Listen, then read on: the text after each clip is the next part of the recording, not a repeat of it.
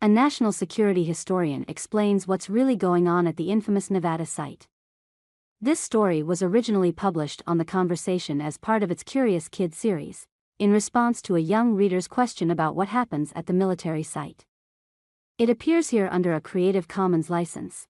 One of the reasons people can never be entirely sure about what is going on at Area 51 is that it is a highly classified secret military facility. It was not until 2013 that the United States government even acknowledged the existence and name Area 51. This information came out as part of a broader set of documents released through a Freedom of Information Act request, which is something regular citizens and groups can do to ask the U.S. government to provide details about government activities. In this case, the request made public formerly classified CIA information regarding the historical development and testing of the U-2 spy plane. The information also revealed where it was tested, Area 51. As a national security historian, I know there's a long history of secrets at Area 51. I also know that none of those secrets have anything to do with space aliens. The base commonly referred to as Area 51 is located in a remote area of southern Nevada, roughly 100 miles, 161 kilometers, from Las Vegas.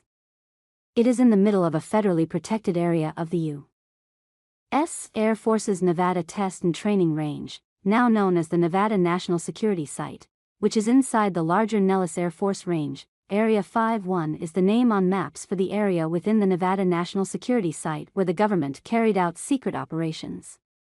The airfield at Area 51 is called Homey Airport, and the overall facility is often referred to as Groom Lake. Groom Lake is a salt flat, or dried-out lake, adjacent to the airport. In the early years of the Cold War between the United States and the Soviet Union, both nations sought new technological developments that might give one country more power than the other.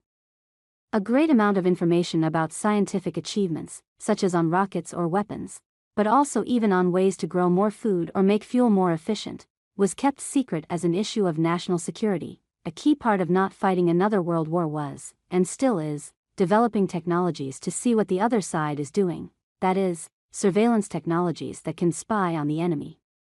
The information gathered by new and improved surveillance technologies about new innovations with planes and weapons was very important to governments. This meant that both the surveillance information and the technology to get it were closely held national security secrets. Very few people in the governments of the US and Soviet Union knew about the secrets from the 1940s all the way up until the end of the Cold War in 1991. Central to all this was the US's U-2 spy plane.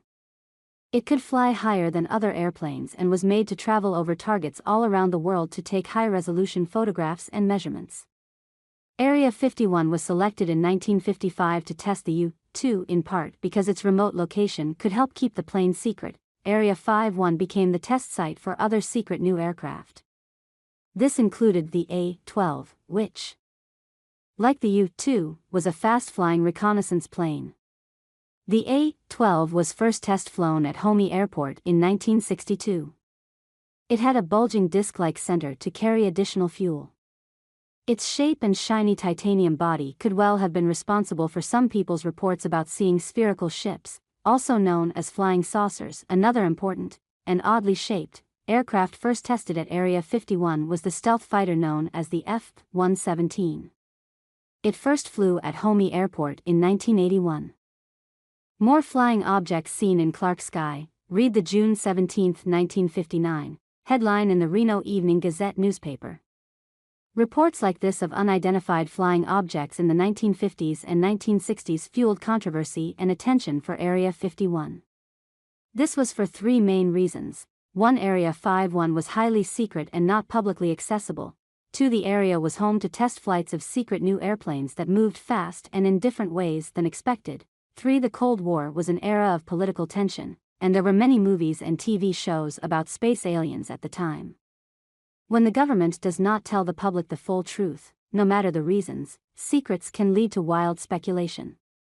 Secrecy can leave room for conspiracy theories to develop. Area 51 remains off-limits to civilian and regular military air traffic, a decade after the government acknowledged its existence. The 68 years of government secrecy has helped to amplify suspicions, speculation, and conspiracy theories. These conspiracy theories include crashed alien spaceships, space aliens being experimented on, and even space aliens working at Area 51. There are much simpler explanations for what witnesses have seen near Area 51. After all, the public now knows about what was being tested at Area 51, and when. For example, as U-2 and A-12 flights increased in the 1950s and 1960s, so did local sightings of UFOs. As balloons and planes crashed, and secret testing of new technologies as well as captured Soviet equipment continued, so did reports of UFO crashes and landings. In fact, many UFO sightings match almost exactly with dates and times of flights of then classified experimental aircraft.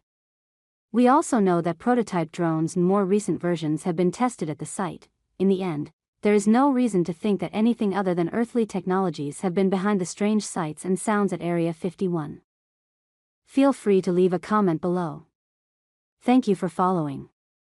Don't forget to subscribe to the channel to stay updated with hot news every day.